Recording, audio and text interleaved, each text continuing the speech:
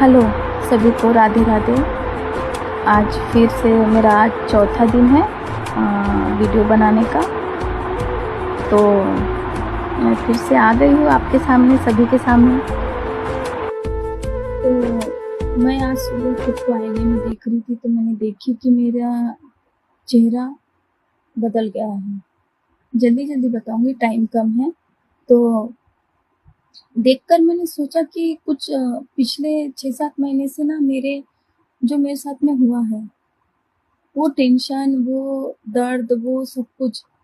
तो सबसे पहले बोलते हैं ना कि अपने टेंशन आता है तो इफेक्ट होता है, पता चलता है। तो सबसे पहले चेहरे का नूर, चेहरे की रौनक, चेहरे का खुशी, वो जो है ना, वो सब चली जाती है टेंशन से, चिंता से।